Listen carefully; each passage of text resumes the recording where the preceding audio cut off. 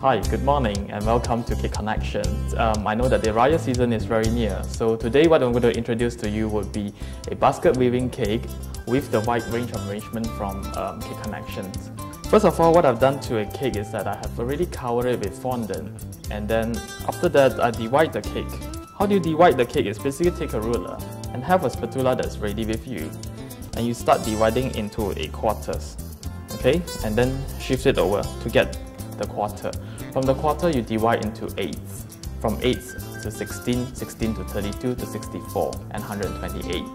Basically, what we want to achieve at the end of the day is just a minor gap at the end of the cake. We're going to start doing the basket weaving now. First, you need to whip up some royal icing, which we have prepared here. Okay, always remember to cover the royal icing when you're not using, otherwise they will start to crust. You basically use a tip, a basket weaving tip. The sharp part has to face upwards. When you begin your basket weave, the first line is a double. This is called a single line. Okay? We're going to go on a double line, means to say just go and overlap the icing twice. This is the double line that we have done. So the next line that we look into is very close. So we take the line after and proceed with a single line. Okay? We start weaving from the base by pulling it over, and then we mark it, and then we mark here, then we go on to the second layer and we do the same. So we mark it,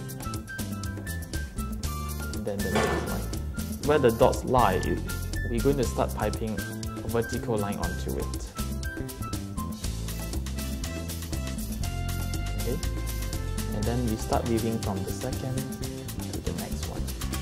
Always take a color that you are confident with, and not to have too bright colors. Mainly because if you take too bright colors, end of the day you will need a sunglass when you're doing your basket weave, because you will tend to lose your focus. Right? It can be done on a square cake, it can be done on a round cake, on an oval cake.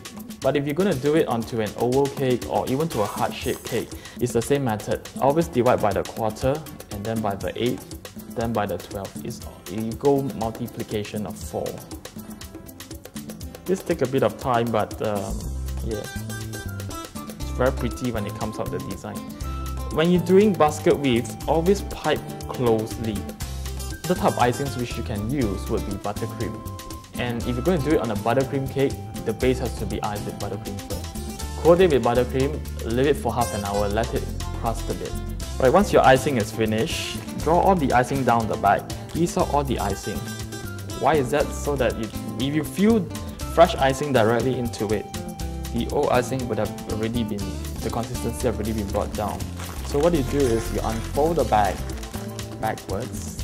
Try not to feel like full. I would say halfway or where your arms can grab. That's where you should stop filling. Fill many times rather than have one big time. If you fill it up full, you will have problem piping because the control is not there. If you have a non-air conditioned kitchen to work in, try to work under a fan area. Okay, it helps to dry fast, but your icing has to be kept away from the fan area. This is the finished part, so you might want to pay attention here. What you do is the closing area, you're going to draw from this line to the first start. From this part all the way to the end. This part to the end. This part to the end. This part to the end. Okay? Okay, to do the rope border, you basically need a star tip. You're going to go like an end. And from the end, you're going to go over it and come down to the next end. And you're going to go up and down, go up and down. That's a rope border. To start on your cake, basically you're going to do the end this way. Okay, it's like a shell. It comes down, goes up, it comes down, goes up, it comes down. Remember to turn your turntable. Okay? Okay, the ending part is the most interesting. You need to twist your arm and lock it in. And hide this down here.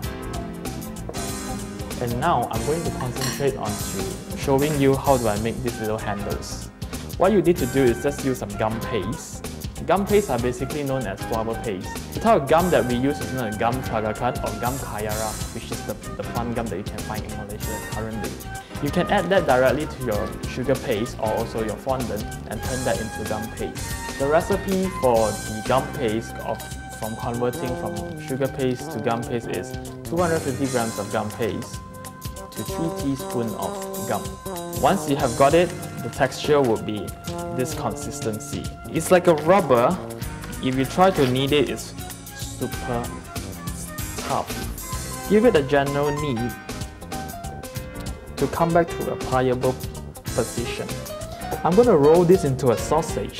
The reason why I'm going to get the size that can fit into my little toy. This is called a clay gun. You can get this in any craft shop basically for you to make clay products. And that's how I got this from that. To get the rope design, you basically look for something that has I call this the little tree. Cut to the length of the gun and just put it in. Okay, you're just generally going to give it a turn. I'm going to now get it out of the tube to bring out the design. Once you're locked to the end and you can't turn anymore, just turn it backwards to release a bit. If you do not release, you can never unscrew the bottom. What do? I just gently pull it. This is your basket. You need to know how much of length you want your handle to be. Let's say you only want it to be somewhere here. And then go for the second piece, because your basket cannot just have one handle and not the other. Of course, you can do the long handle, which is from all the way up to the bottom. Okay, to do the rope design, you're basically going to turn clockwise, opposite direction. I'm going to turn this way and turn that way. So it goes 1, 2, 3, 4. Voila. Just put 2 toothpicks onto it and dry it at a C angle. Okay, I will fit in both my handles first. Just pierce them through. Okay, when you start doing any flower arrangement, it's always good to arrange the base flower first. Get your shape. It looks similar to a heart shape. Okay, and I know that I want the tail to drop in the front, so this has to go wider. Then this is how you're going to arrange your arrangement. Okay, then fill the top with all the balance of the flowers that you have.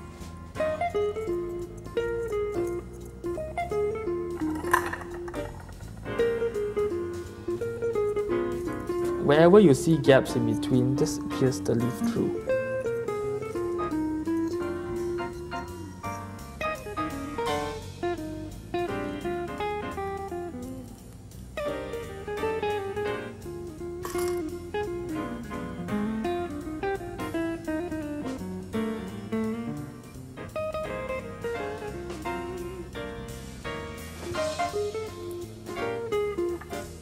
There we have a nice perfect Hari Raya cake. Okay, this cake, what you can do is you can be used as a display in your home, or when you go visiting on a Hari Raya and you do not know what to bring. This looks so handy to carry with you.